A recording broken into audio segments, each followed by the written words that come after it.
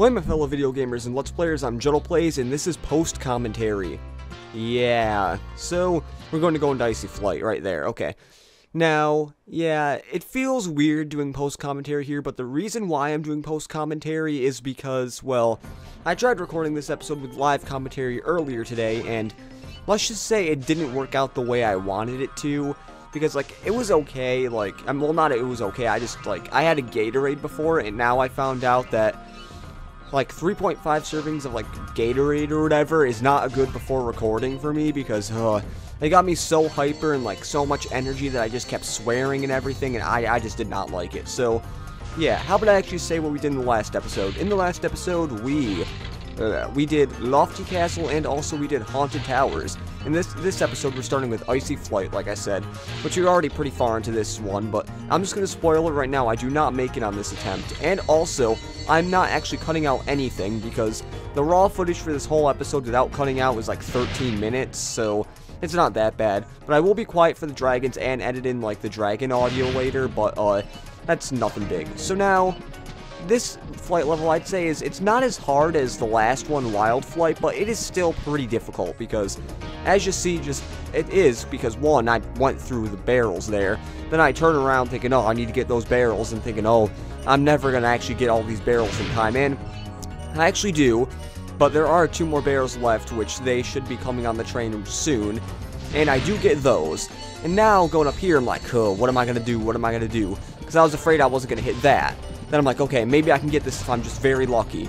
But I believe I missed this one. Yep, and then I die. And then I believe this next attempt is actually worse than that one, because, I don't know, it's just, like, the first flight levels are easy. I mean, Sunny Flight was okay, but that was just, I needed to get the pattern into what I had to do. Night Flight is easy as heck, if you know the pattern. Crystal Flight is pretty easy if you know the pattern. Wild Flight is, like, crazy, because just Wild Flight doesn't have a strict pattern, and I guess this one doesn't have that much of a pattern either, but it still has more of a pattern than Wild Flight did. And also, you're not really flying really close to the water like you did in Wild Flight, but I gotta say, if anything, Icy Flight kind of looks like Night Flight, because it has the same, like, background and everything. I don't know how Icy Flight would go good with this level, and yep, I missed that. I kind of thought I missed that. I'm pretty sure that's why I killed myself here. I don't know if I killed myself or I just missed these things. And I did miss those things. So I just decided, you know, let's just like, screw this. I'm not going to keep going. I don't know if I'd consider screw a bad word, but I don't know. And now, I believe this is my final and actually successful run of this one. Yeah, it kind of feels weird that I didn't cut out to my successful run, but, you know, it's okay. I actually believe that, this is the only one that actually took more than 2 runs. Actually, no, let's see. I believe Sunny Flight took 3 runs, and this one took 3 runs. I know that Night Flight took 1, and Crystal Flight took 1, because I watched videos on it to make sure I knew the pattern. Wild Flight, I think that took 2, and yeah, this one's taking 3. But I'm pretty sure this is the final take, but originally I was going to be like, oh, I'm just going to cut out to this take, and, like, show the first take, cut out until this take and that, but then I thought, you know, why not just show all of Wild Flight in here? It'd be very easy, and, some people say, I'm actually going to be, ranting a little bit on post-commentary right now. I know, like, a lot of people say, oh, post-commentary is really bad, you do not want to do post-commentary, but I actually kind of like it, because, one, I'm not stressing over trying to play the game while commentating, and it's pretty easy. Does this mean I'm going to do post-commentary? No. No. I love live commentary way too much to actually just do post-commentary. So I believe it just wouldn't be that good. And we're getting on the last one. And with 19.5 seconds remaining. I think I had 20.5 on the other take, but remember I said, got a little too hyper, started swearing, and yanked out my dazzle while still recording, but luckily, that did not affect the dazzle, because as you see, there are no frames dropped right now, and the dazzle is recording perfectly fine. I don't know about perfectly fine, it still has that weird frame thing it does, and my stupidity flying right into there, probably shouldn't have done that. And now, the reason I did Icy Flight instead of Jacques first, which I said I was going to do in the last episode, well, it's because of that, you could fly right into Jacques, which I know some people actually pronounce Jacques Jacques, but I'm pretty sure it's Jacques, and it's French, I think. And now, let's welcome to the kind of kind of the only level, like boss level in this game that actually kind of really does feel like a level. I mean, I know Wild Flight, no, not Wild Flight. I'm not too sure if Metalhead felt like an actual level. Blowhard really didn't. The first one, Toasty really didn't either. And Dr. Shemp was barely anything, but this level, Jacques, it has a lot of stuff to actually search around. And the reason I'm being careful here is because, as you see, I kind of got hit so many times and I lost my spark, so I'm not being careful of dying, I'm just being careful of trying to get the gems, which, while I was thinking of recording, I was thinking, you know, it'd be a little faster if I just killed myself and got sparks, but I was thinking, you know, let's just see how far I can get without getting hit. Which I believe I don't die, because I believe I do get some fodder. Yep, I'm pretty sure they're actually called fodder in this game.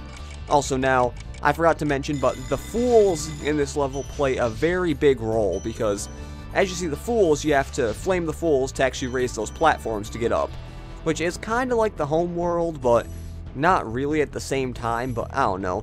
This level, I gotta say, is definitely the weirdest out of, it's definitely the weirdest out of, this homeworld, oh crap. Dream Weavers, I don't know why I keep forgetting. I mean, it's the weirdest level out of Dream Weavers because of the enemies, really.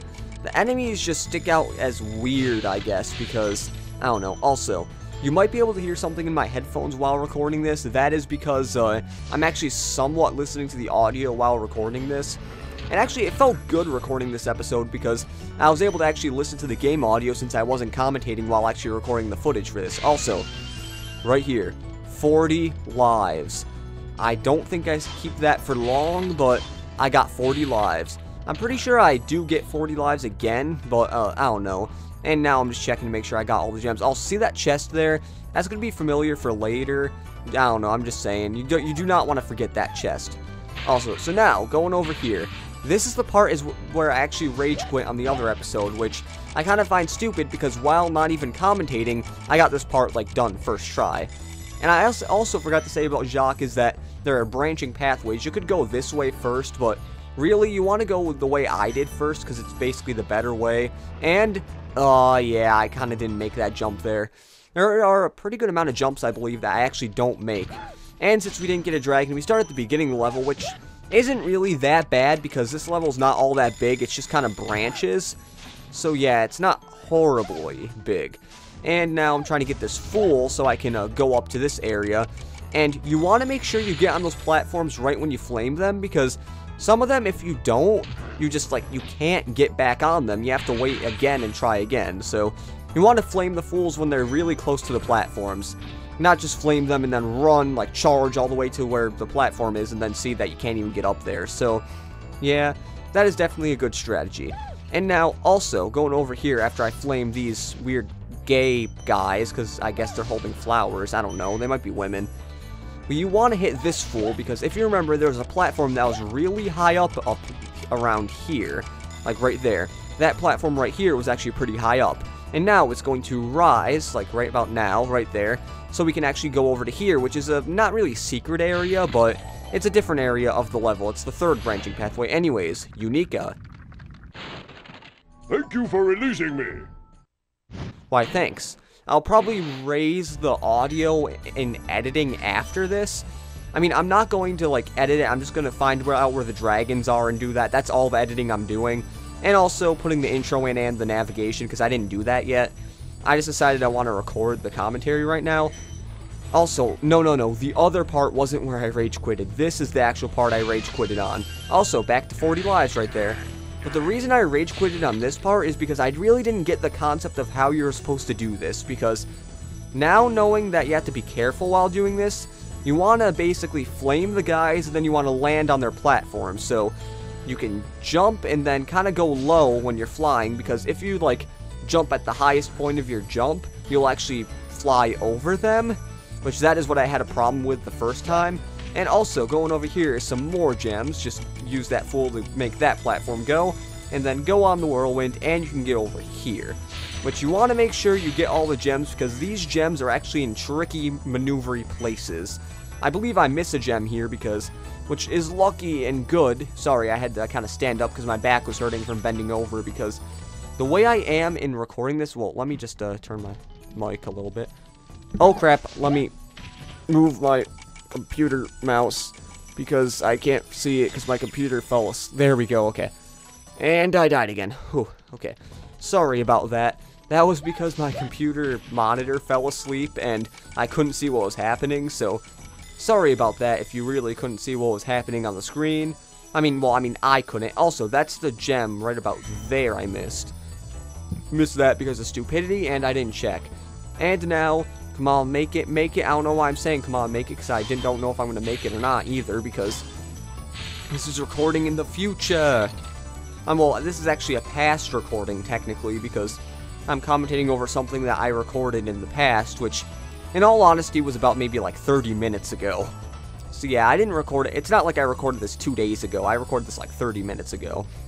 And now, I believe we got all the treasure we can get now, so let's try to fly over here and miss the jump. Now thinking of it, if I tried charging, I probably could have got that. Okay, let's try that jump yet again. And come on, Spyro, come on. And okay, well, I thought I actually would have failed that again, but I did. Because I remember I did have some doubt actually doing this, thinking like, man, how do I get back there? Because I really didn't want to exit the level, even though I would still keep the treasure. Just kind of felt stupid, like, if I exited the level in this.